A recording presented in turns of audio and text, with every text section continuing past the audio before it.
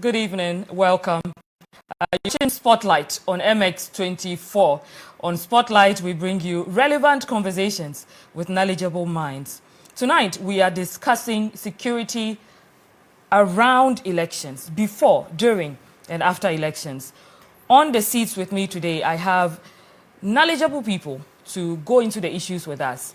If you're watching, if you have security concerns, if you have any inputs, join us on all social media, MX24GH, Facebook, Twitter, Instagram, YouTube, everywhere, and leave us your concerns. We'll be reading them here live. We'll also be opening the phone lines later. I'm going to introduce you to our panelists, but before we do that, we'll go for a quick commercial break. When we come back, I'll introduce you to them. Stay with us.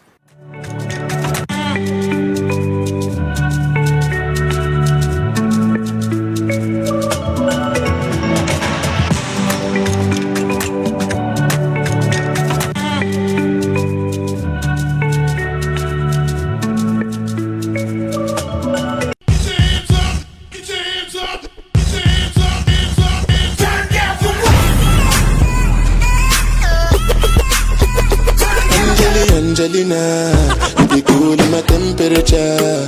If you call, say cheese, take a picture. Shaka post, make a see, take a picture. and I like book, boa. Why the party there today? Hey mama, hey I have a sip. Shake your body.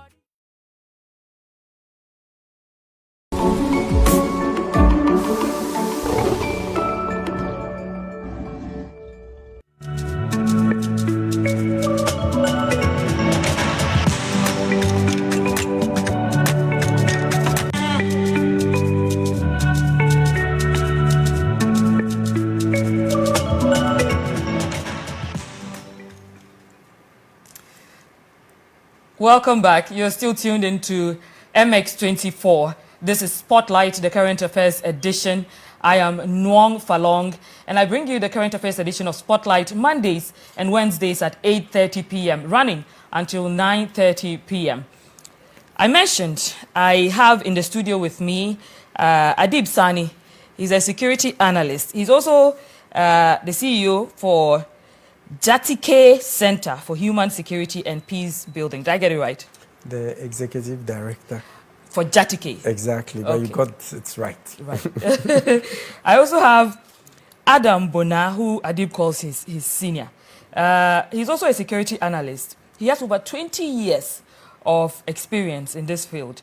He is also the CEO of Security Warehouse. Welcome. Thank you. So we're discussing security issues during election, before elections, and after elections. And usually Ghana is a bit of a safe spot when we talk about election disturbances. But in the last few months, we've had a few incidences that have caused a lot of concern among people. Very recently, we've had the Ododo-Diodo clashes between NPP and NDC youth. We've also had the attack at the Asawase constituency, which was carried out by some youth on a police station. Earlier this year, around May, Ghana's security was pegged at 47 point something. And this is usually a poll that is done, a report that is compiled for travelers. And that's where we were put, around 47%. When we look at these recent disturbances, do we have anything to worry about? Also, don't forget, we've had a general security issues with the murder of Professor Benet. We've also had the murder of the Infantiman MP. Should we be worried, or are we running ahead of ourselves? Adam, I want you to start with us. Thank you very much, and good evening to your viewers. It's my first time coming here. Well, welcome. Yes. And, we'll be having you a lot more, so. And then good evening to my colleague, Adib Saani. Yes, we have every reason to be concerned when it comes to the security of this country. Why? The why, I believe, will definitely go. I'll go in there. I'm sure my colleague would also do. Repeatedly, some of us have mentioned that the soul of every security is intelligence. And so if the soul of a certain sector is non-existent. When you say non-existent, when I say intelligence,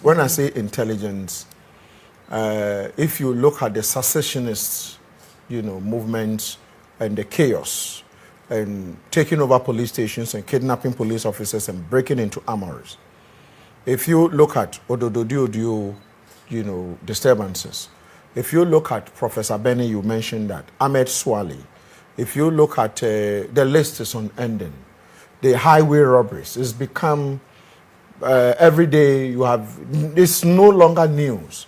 If you get to a point in your security where the media is no longer talking about robberies or crimes that are committed, then you know you have a real problem.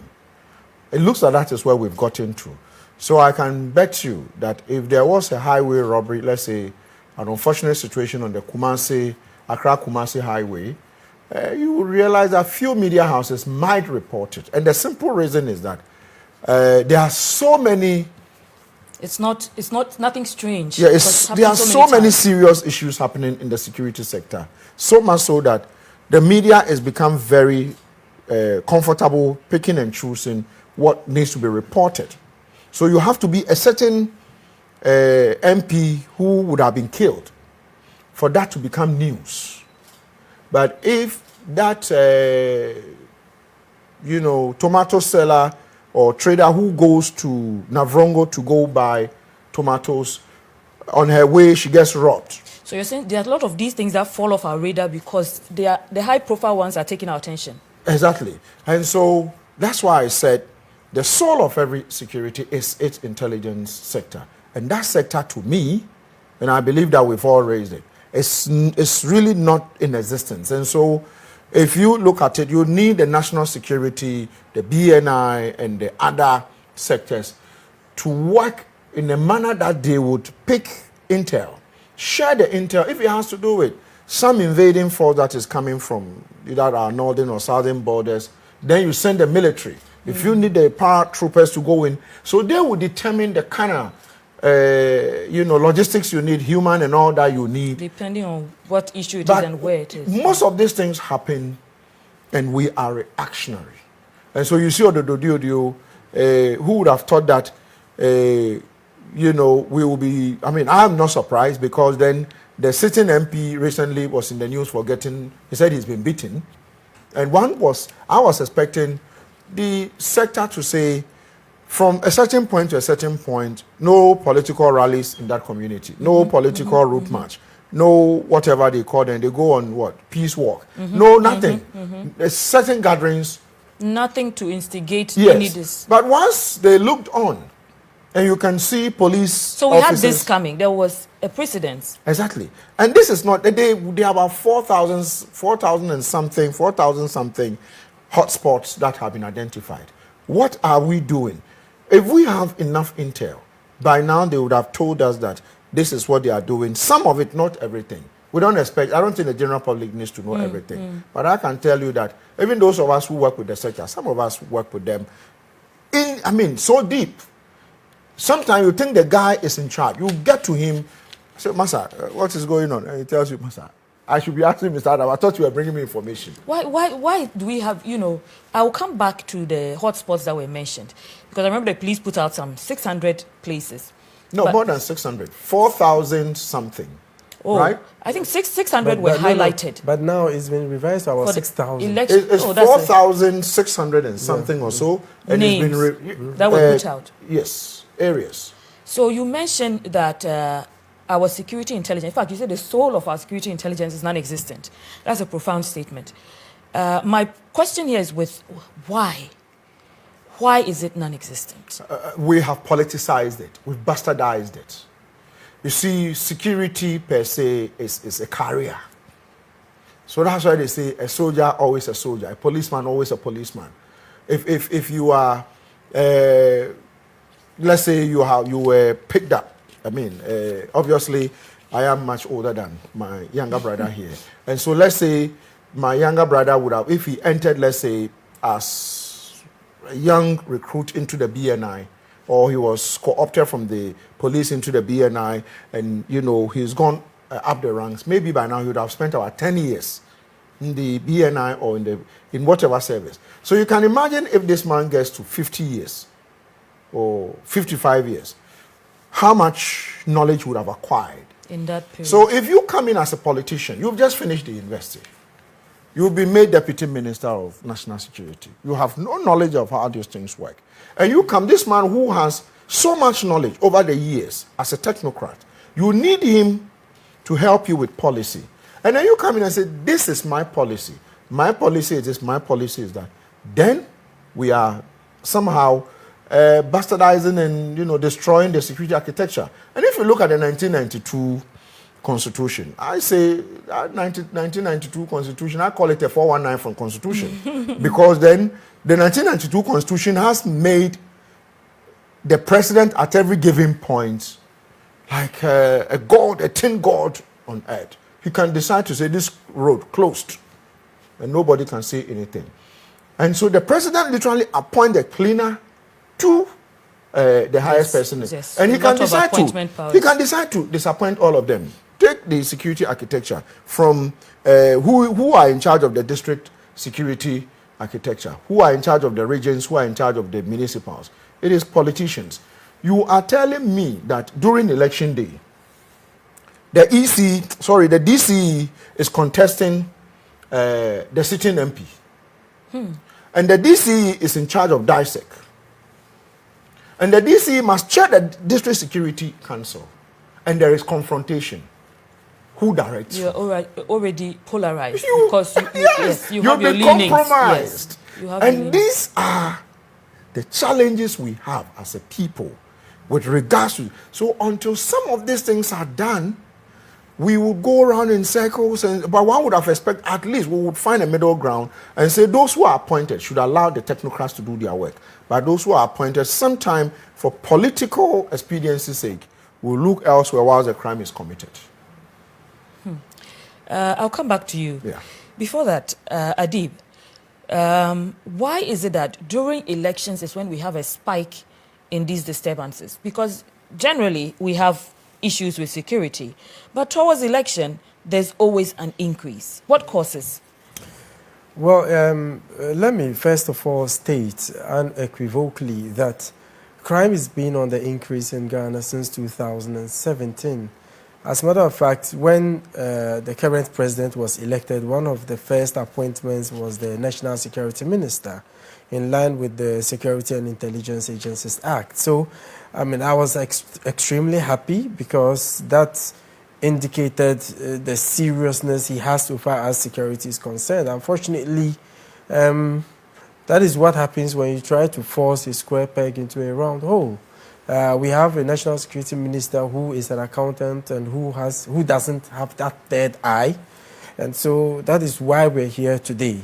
Unfortunately, you say the national security minister doesn't have what it takes to run the ministry. He doesn't have that third eye. He's proving not to have it.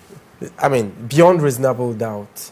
On several occasions, I have called for him to resign, not based on emotions. Has he done any specific things that have made you form this opinion? Yes, because like my big brother has stated, a lot of the issues we have currently is got to do with intelligence failure.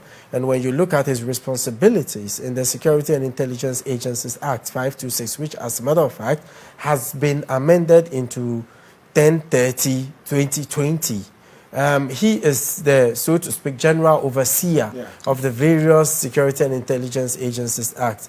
And a lot of the issues, like the Western Togolanders, which was so pervasive for all to see, yet we went to sleep, this Ododio, and a whole lot of other issues of insecurity in the country, has got to do with intelligence failure. And as taxpayers, you and I, have the right to hold public officers to account for certain inefficiencies. And it is high time, in the spirit of democracy, rule of law, public officers also take responsibilities when they go wrong.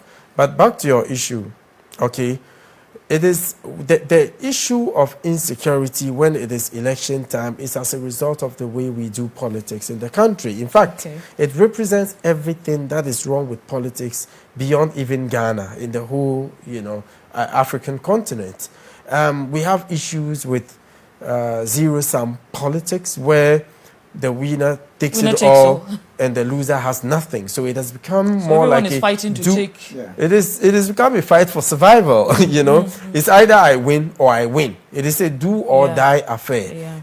Secondly, we have issues of the culture of impunity, which is festering in the country and which we are all feeding into.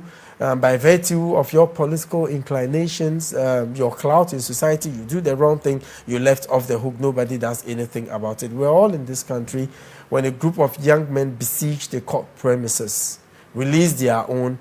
What became of the issue? We're all in this country after the election. Young men besieged the Tema side of the toll booth, and according to a police spokeswoman for the Tema area, in her words, because of the politically dicey nature of the issue, we cannot do much. So we have a serious issue with the culture of impunity. My senior colleague has already mentioned the issue concerning the current sitting MP at Ododio, who allegedly was slapped in front of the Jamestown police station. Before the disturbance. Before the disturbance. What became of it? So it is a major issue. Now we're also dealing with the issues of vigilantism. And if you take a closer look at the current trend, you would realize that in the past, there's an as a matter of fact, inverse relationship between the vigilante groups and the politicians. In the past, the politicians gave power to the vigilante groups. When they are arrested, the politicians call the police commanders and tell them, these are my boys, let them go. But guess what? Today, the vigilante groups, they give power to the politicians. But now we have the vigilante law. So can we still say that reasonably vigilantism is still a problem? Because we have a law that's supposed to imprison all such acts. For crying out loud, we didn't even need the law in the first place. Because we already have the laws, the structures. Do we need a new law to tell us besieging a toll booth is a crime? Do we need a new law to tell us besieging a court premises is a crime? Please, that's just a shroud, okay? And it's not going anywhere beyond the paper, because the political parties, after going to Pejuasi back and forth, appending their signature to documents at the behest of the Ghana Police Service, the Peace Council, and so many other stakeholders, affirmed their commitment to disbanding the groups. Guess what? None of them has disbanded any group. Are you saying that we cannot have much hope in the ability of the law to insulate us from vigilantism going into 2020? Absolutely not. Because there's still an issue with the culture of impunity in the country. So all of this is what is amounting to increase. In fact, I was on a network this morning. A caller said he just acquired a pump action and he's keeping it to protect himself. So what's the use of the law? Well, okay, maybe my senior colleague would take. I think you see, the use of the law was to 15 years to make us believe something was being done. So, and from the look of things, that's the way it looked. Because then when this Ayawaso Bruhaha happened, that law, I call it Ayawaso West Wagon law, which until you deal with the challenges that confronted the Ayawaso West Wagon, that law will continue to be a bogus law. I call it a bogus law. Because then those who committed the atrocities are still walking free. Those who were probably beaten and maimed and shot at, no compensation has been paid to them. Most of the recommendations by the commission was shredded.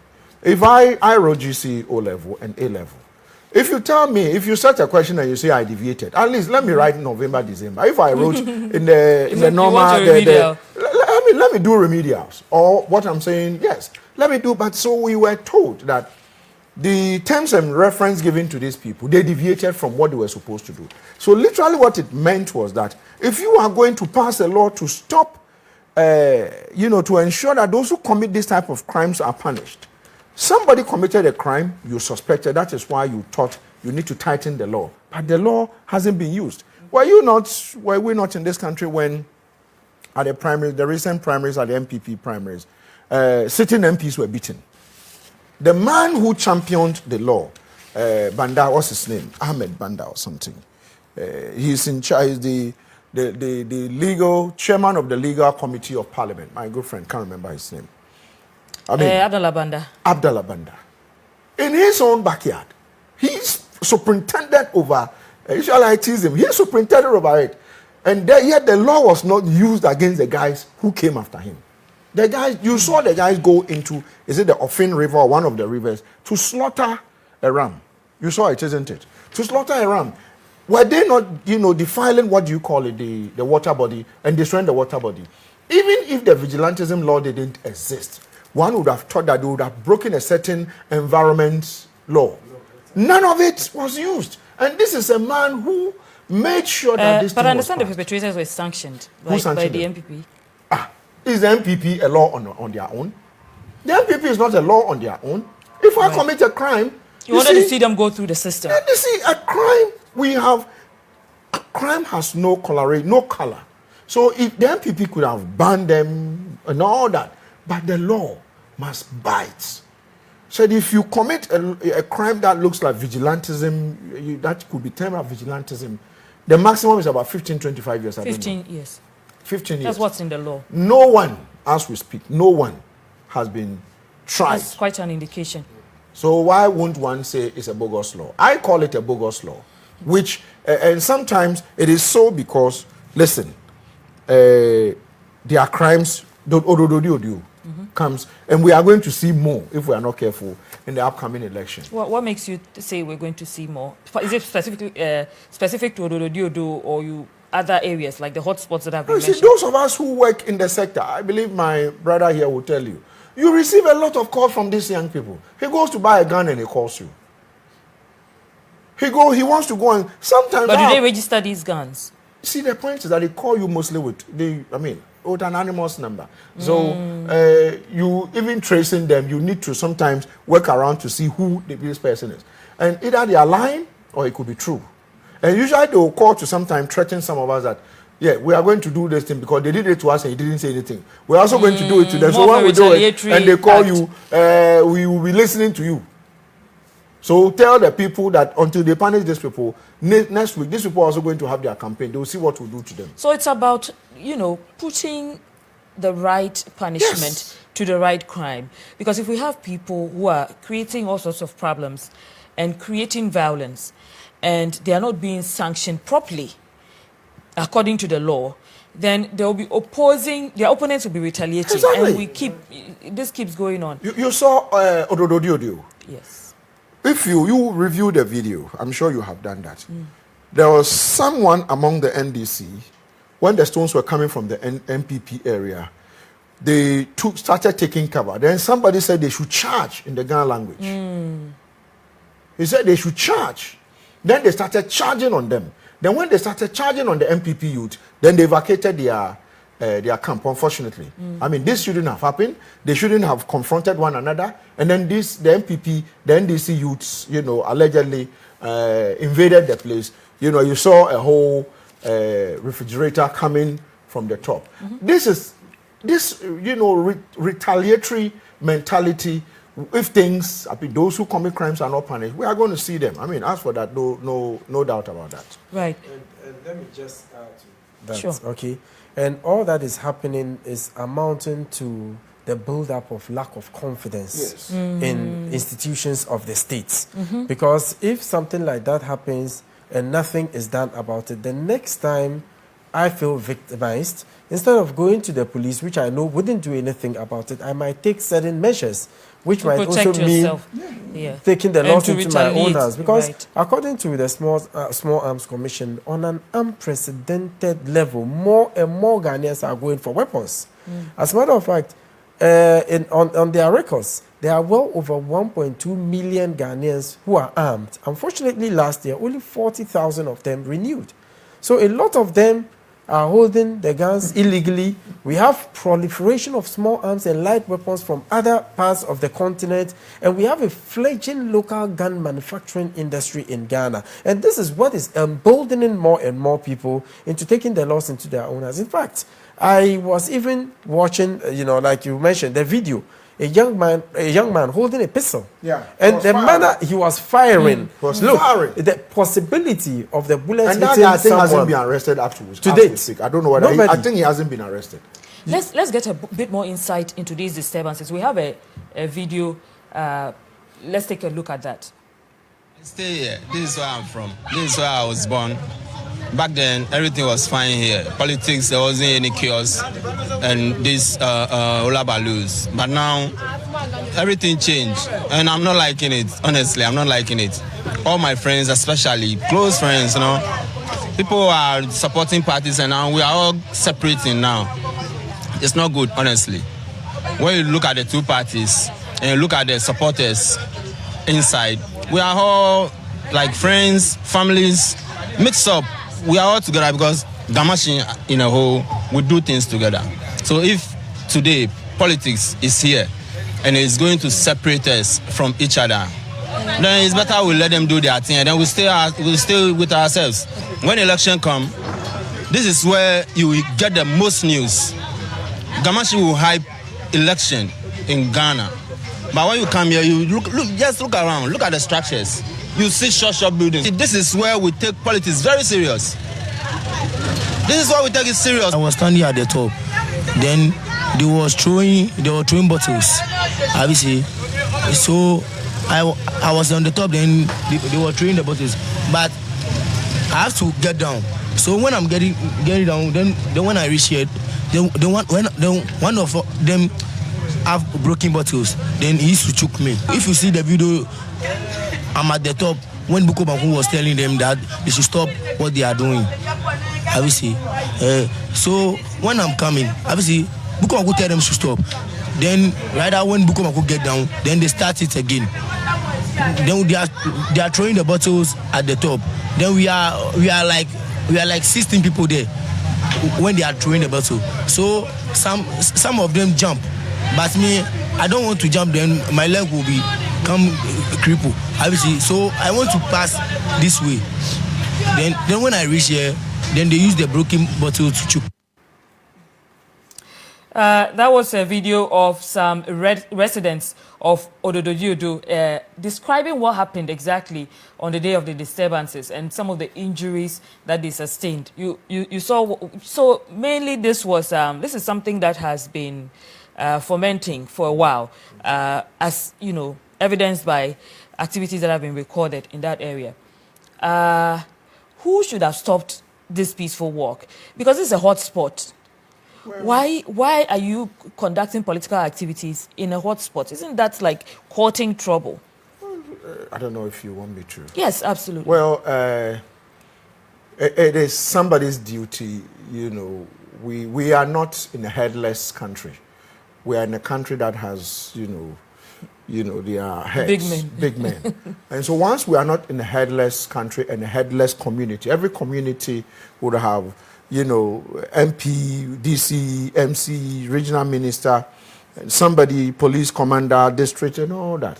So somebody who was able to determine that Ododo is a hotspot should have been able to determine that for the mere fact that, or for the fact that the MP recently allegedly got beaten in the police station in that community, means that these young people, they probably don't care breaking the law. So what do? You tighten it a bit. You tell them that we are going to make it a bit uncomfortable for you, so much so that you are not able to commit more atrocities by taking away some of their rights.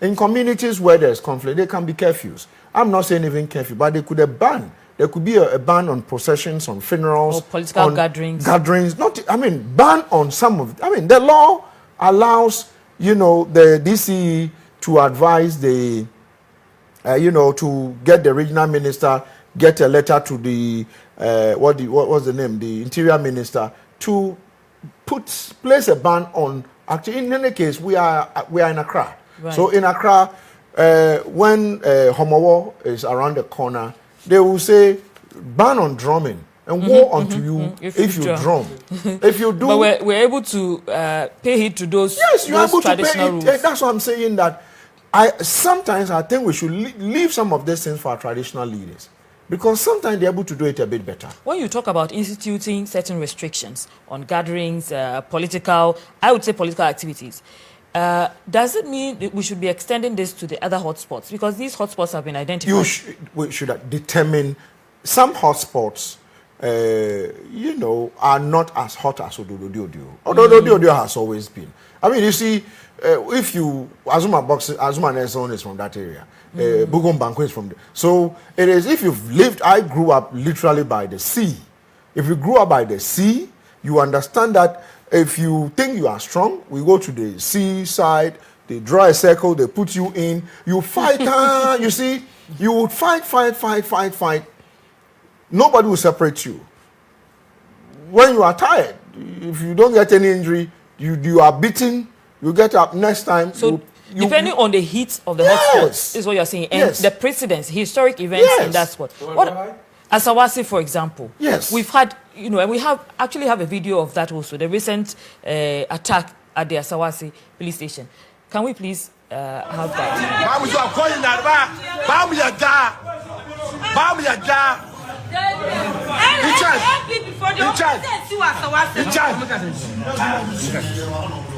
Yo, Muzo, I come I intimidate Yaramu.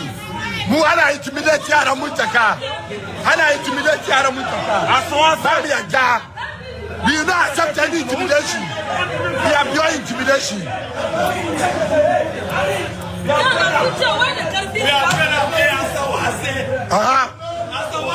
I know. Facebook like Mujamusu. Mujamokoa. Papa Mujamokoa. It doesn't make sense. It doesn't make sense.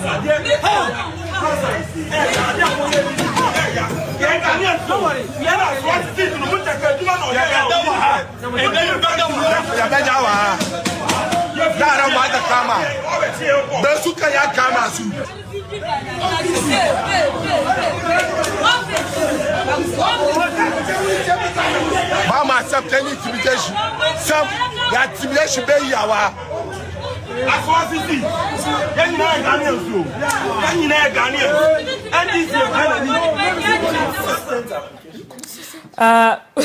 That was a video about the disturbances in Asawasi, where some youth besieged the police station. And if you listened, they were speaking Hausa, but you could hear them clearly saying they are intimidating our children, we won't accept it. And so they were there to retaliate in some way. I have no idea who they mean, who is intimidating their children and who exactly their children are. Perhaps their followers. One cannot really tell. But this goes back to what you were talking about initially, of people not going unpunished for these kind of crimes. So if people go unpunished, maybe someone committed a crime against them, the person went unpunished, or there was something that was not reported, and they decide to take it into their own hands. Yeah. How can we stop this? And they're doing it with impunity. Yeah. These people went on Facebook Live. They're not afraid, clearly. What makes them think that they won't pay for something like this? Okay, let me. Adib, do you want to speak to this? As a matter of fact, when it happened, I made a call to Asawasi, and I was given, a catalog of activities that culminated into what happened. According to my source on the ground, a group of NDC boys seated near the Muntaka Mubarak base were arrested by the police, and they were, handcuffed on the scene. And when they asked the police why they were arrested, they said, allegedly, that it was an order from above.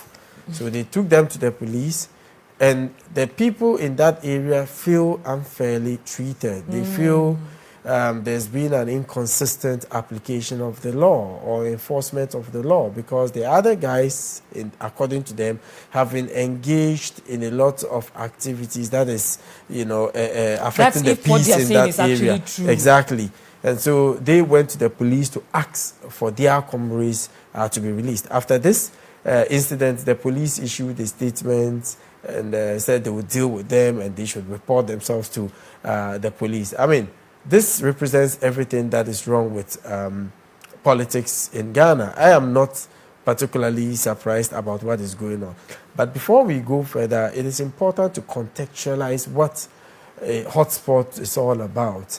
Every police station at the end of the month or on quarterly basis reports crime statistics to the Divisional Police Command, which also reports to the regional, and which is all put together at the national level.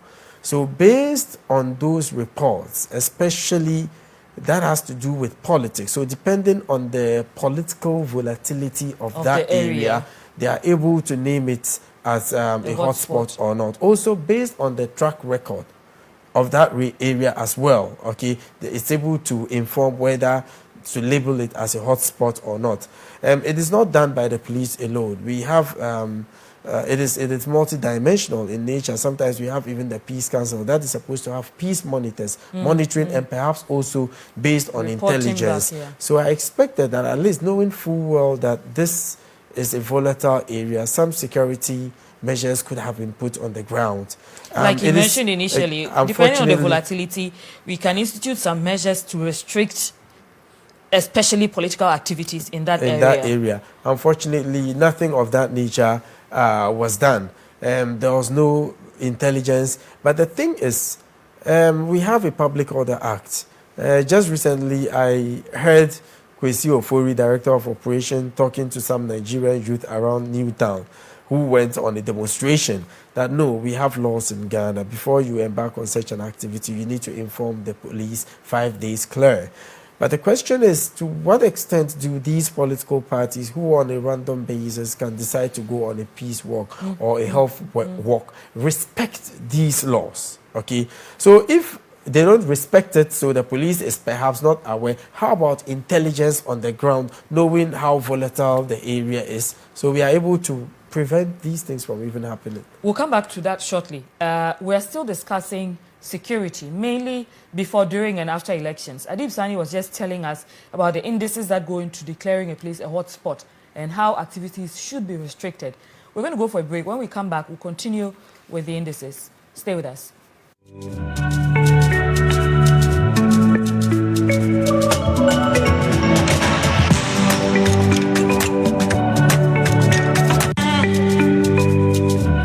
No, this is not business as usual.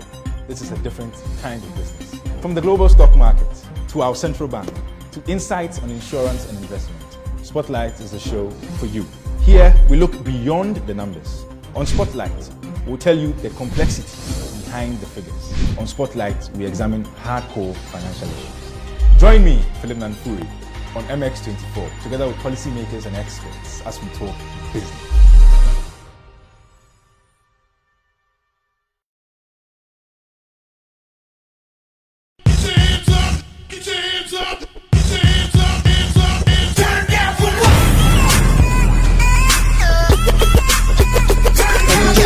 Angelina, you be cool in my temperature.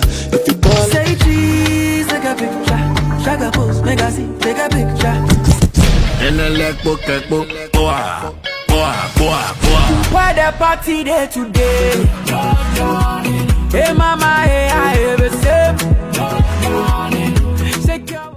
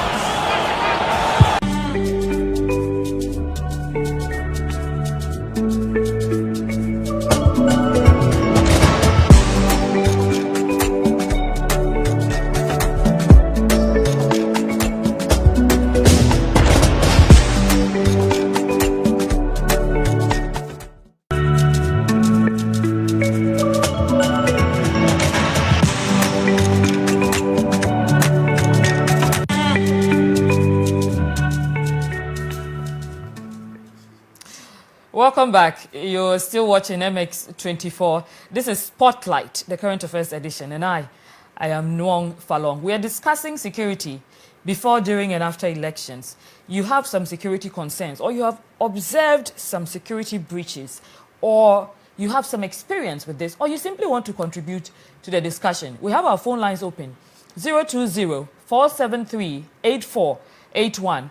Again, 020-473-8481. We also have 055-033-1511.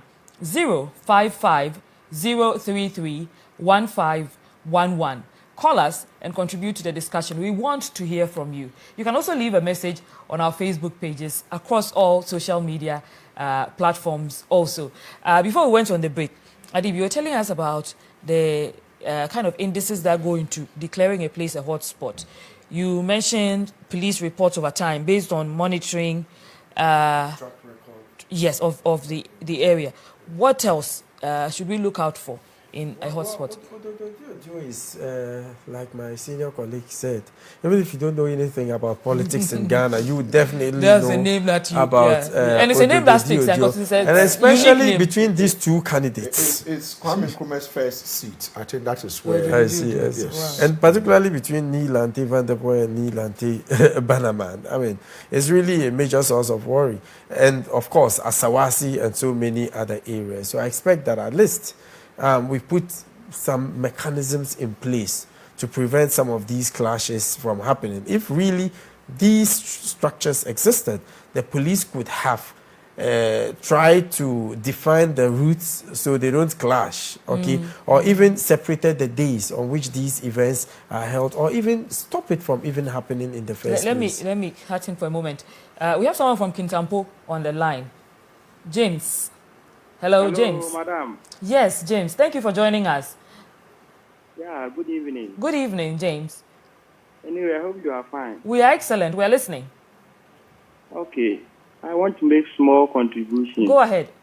Or if suggestion. Please go ahead, James. The issue is, you see, you media people, I will put the blame on you small. Why? Tell us why. Sometimes when the police do something that I would say will prevent offenders from doing acts which go contrary to the law. It's the same media personnel who will lambast the police. In fact, when I go to... Do you have an example? Because I'm struggling to find out. Do you have an example? Like what happened at Kumasi, I think 2 years ago. There was this incident that police had encounter with armed robbers and shot, I think, 3 or 4. When it came online, people were believing that police have done well and that stuff. But later, it came that those people that were shot were not armed robbers. In fact, I would say wherever institution that you go, I don't know how to put it, but you see, nobody wants to kill an innocent person, you know. So if they shot and it comes out that they were innocent people, I mean, even before that, the media has to interrogate whether they are innocent or guilty, because it's important to establish their guilt before you mete out crime, punishment to that crime. What I want to say is, most cases, the police will act, and you, the media people, will sit on television and TV and will be judging them wrongly. So you think, what do you want the media to do differently? Sometimes you need to let the police act or work independently. We'll talk about this as media people. We'll discuss your suggestion. Thank you for joining us. There's someone from Tamale on the line. Hello. Tommy from Tamale. Hello. Yeah. I think I would like to say a very good evening to your two guys there. Thank you. Mr. Adib and Adam Bonaa. Okay. And you see, madam, you see, the problem in Ghana is the youth. I may say politicians have failed us. Why do you think politicians have failed us? Because they bought the guns for us. You know, all the political parties are saying that they are disbanding this vigilante group. But they themselves, they know they can't disband them. Have you seen any new vigilante group? Even them, they boast, oh, I am an invisible force, they boast of it. It's not a hidden thing. They are aware of it. So when you buy a gun for somebody to go and kill a different person, remember when they go and hunt the other person, tomorrow they'll come for you. Thank you. Thank you so much. Well, someone's blaming the media. Someone's also blaming the politicians. But you know, they say that journalists and politicians are a lot alike. I suspect the first caller is a police officer. No. Because he's speaking for the police. I know. I suspect he's a police officer. Right. The way he spoke, and the way he spoke, I stand to be corrected. But I have a strong feeling he's a police officer. And you know, the police. If you work with the police, they don't like media bashing. Cry. They don't like it. Cry. Especially when their names come up. They don't like it. Cry. There's another person, Yakub from Tamale. Yakub. Good evening, madam. And your Good evening. Thank you for joining us. Yeah, I'm good to have you. This issue concerning this issue concerning our security in this country truly is becoming worried to so many of us. I'm a member of one of the bigger political parties in Tamale. But to be frank, what is going on, I'm worried. What is going on? What is going on? Yeah, the security and violence nature of this country sometimes is driving some of the youth away from politics. And we need to actually look at it. If not that, years to come, I don't think we'll have good people to be in politics anymore. So thank you so much. It's a serious matter that we need to deal with. Thank you. Thank you very much. Thank you for your opinion. Have a wonderful night. You too. You know, about the media. Well, I'm a media practitioner myself. I'm a member of the Ghana Journalists Association, and I understand the intrinsic value of media, especially when it comes to harnessing our democracy. And unfortunately, even though the media in Ghana has grown over the years and has contributed meaningfully, I must say, to developing the democracy of the country, but we're still complicit to some extent in what is going on. Airtime is extremely expensive, but these days you see media organizations, because of sensationalism, because of clicks, give their precious airtime to certain politicians who do nothing but sow seeds of discord in the population. Say a lot of, incite a lot of violence with their words. There's Charles from Tamale on the line. Charles, are you still there? Yes, thank you. Good evening. Good evening. Let us hear you.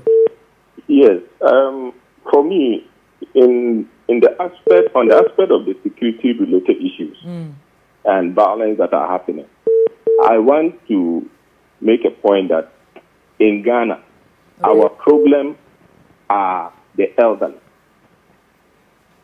What have the elders done? Yes.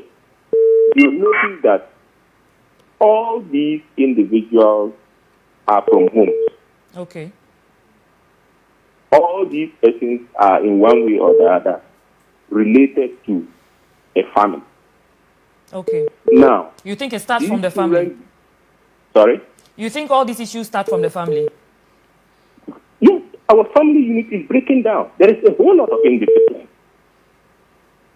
Thank you so much. That now we have people that can get up, put up mount, do a lot of distraction.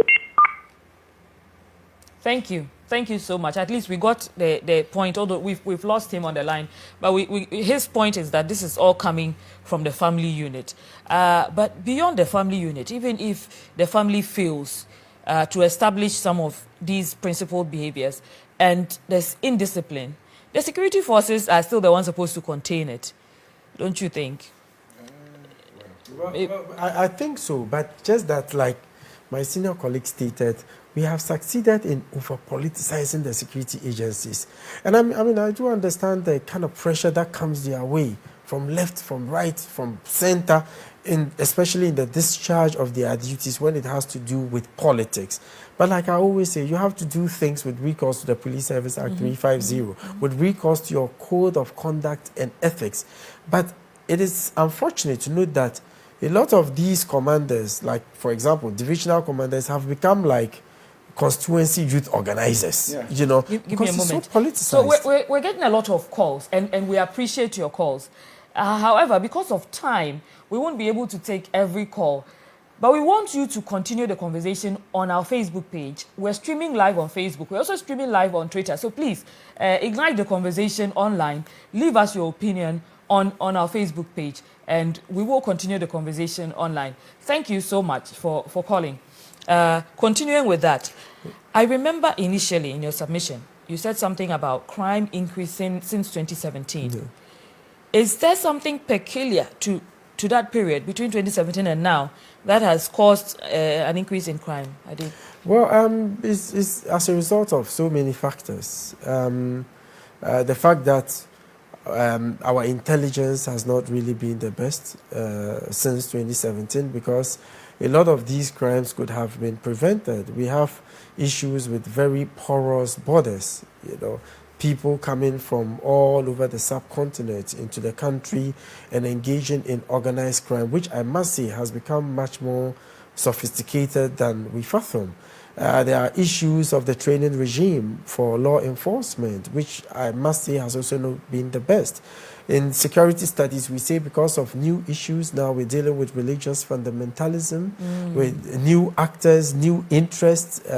Now we're dealing with state, non-state, sub-state actors.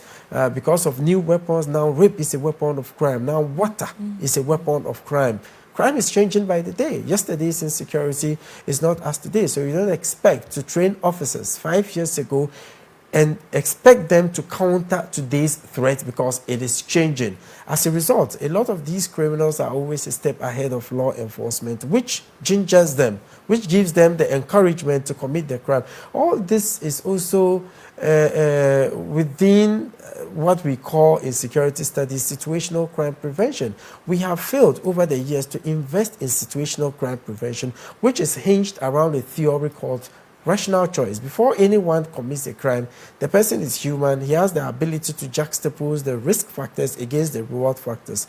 If the risk factors, including the possibility of him getting caught, is high, the person is disincentivized from even committing the crime in the first place. But when the reward factors, which I must say is so much, because in Ghana, the probability that you'll be left off the hook if you commit a crime is very high, considering the number of cases that is before the police, including the high-profile cases that is not making any headway. All of these encourages the criminals to engage in their practices. So if I hear you correctly, you're saying that the crime and the criminals have gotten more complex than the systems that we have to fight the crime. Exactly. And we should be working towards investing in prevention. Yes. Rather than, I don't know. Reactive. Yeah. Even reactive, are we reacting properly? If the prevention can include modernizing crime and investigation.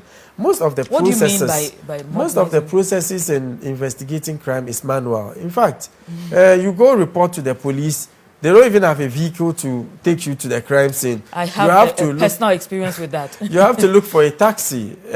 Someone commits a crime in Tamale. Yes. He's arrested. He's released. He comes to Accra, commits the same crime. He's arrested. The police will not be able to tell. If I'm wrong, correct me, senior. That this same person committed the act in Tamale, because we don't use systems like biometric systems. Yeah. And we have a lot of biometric and we databases. have ICT, development these days. Exactly. So we have the NIA, the NHIA, we have the passport office, SNIT, even the recent voter registration exercise is biometric. Why don't we integrate these systems and under strict conditions with some few changes in legislations, make it available to law enforcement, so when they go to the crime scene, at least they're able to harvest fingerprints and run it in the system. And trust me, it's going to do magic, especially but we've been talking about automation for so long. It's a bit worrying that we are still discussing automating the systems. Now, Adam, I want you to someone would say that in previous years, in Ghana, heading into elections, we always see all these peace campaigns. People, encouraging people to be peaceful and all of that. We've not seen much of that this year. Does it mean that our democracy has matured? Does it mean that this year's election is going to be more peaceful? What is the significance here? I think it's the state of hopelessness. Oh. Yes, it's rather the other way around. So much so that they went on a peace march. They said the peace march resulted in clashes. Wow. Thank you. And so in the past, you would have had, religious bodies, organizing peace, wherever. And also the financing agencies, those who would have to go for money for, to be able to organize this. And because of COVID, wouldn't get those resources. And so, as far as I'm concerned, is one of the reasons why we are not seeing a lot more of these campaigns as we would have as we saw in the previous years. So, the NCC, we know the NCC was giving some vehicles. They were given some vehicles by another state agency, and looks like largely all the vehicles have been collected from them. At the time when we needed the NCC the most, it was given to them during the COVID era to be able to sensitize Ghanaians. One was expecting that the NCC would have been given a lot more resources or permanent vehicles, but unfortunately, these vehicles were given to them, and some of it, largely a lot of them, collected. And so we are at a point where the NCC is supposed to be educating Ghanaians, sensitizing them, and joining other organizations to organize these campaigns. They don't have the resource. And so then it's left with probably you, the media, and probably those of us who would be able to join you to discuss some of these things and tell the young people that don't go and die for any politician, because if you die, even when a politician dies, they still go to parliament and do their And so if you die, chances are that you will not even be recognized. Okay, and so as far as I'm concerned, the young people who are listening to us, don't allow any politician to lure you into the act of vandalism, killing but some of them one need another. the money. Some of them are unemployed. And, when they give them a little bit of incentive, they go and do it. Well, it is true, but I do believe that the more we sensitize people, you would realize that your life is worth more than, the 20 CDs, 100 CDs they'll give it to you, and some, bottle of beer. Because if you look at what happened, there was so much beer, so much so that they threw beer bottles. It's possible some of them were even drunk. Yes, because threw we had so beer much bottles alcohol. at one another. And so you see what the politicians are doing to the young people of today. The young people, I think that we are told the young people are the future. But I say the young people are today. Because if there is no today, they cannot be the future. And we are destroying the young people today. So how dare do we say, oh, they are the future, instead of saying they are today? Right, they were given drinks, and I'm sure maybe they might have laced this drink with tramadol and whatever, to get them to get into some of this violent confrontation. So as far as I'm concerned, I want to see a paradigm shift where these young people, their energies are rechanneled into more useful, productive activities, ventures. They should believe in themselves. Thank you. Thank you so much. And at this juncture, we have exhausted our 1 hour. I want to thank you. We've been speaking with Adib Saani. He's a security analyst. We've also been speaking with Bonaa, another security analyst. We've had some very in-depth opinions here today. And the whole purpose of the conversation was to ensure that at the end of the day, you and I have a lot more knowledge, or a bit more knowledge, about the security situation and what to do going forward. I hope that you were able to learn something from today's sitting. My name is Nuong Falong.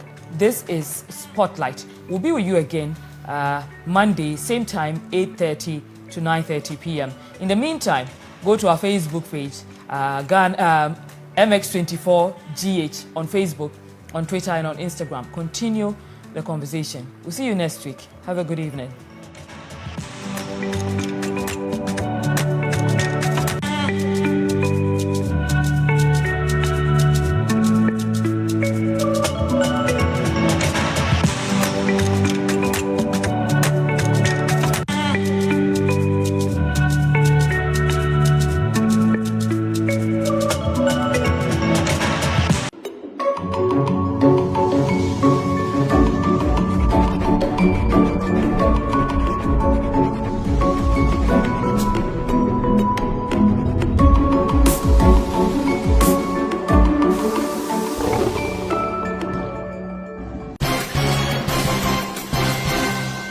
Hello, viewers. I'm feeling very frustrated and bored in Sambulai. I'm very happy. If you don't understand, don't worry, because myself, I don't understand. In this addition, Vodafone Ghana has now made it possible to send money from Vodafone Cash to all network free. We'll cross over to our senior reporter for more details. Ladies and gentlemen, I'm standing in front downtown. You know, I'm learning to make a vlog. I'm not funny as you said. Vodafone, I'm not quite said. Ultimate Senesika do Topia, Emily do Topia, Echo all the network. I will check up there with TC Montezo. Diamond Falcon. Fifia, Matendo says, don't you put charges, Manome. Two, you bro, charges on your wumlo, a dohamon, a beer says, do not have charges or clang.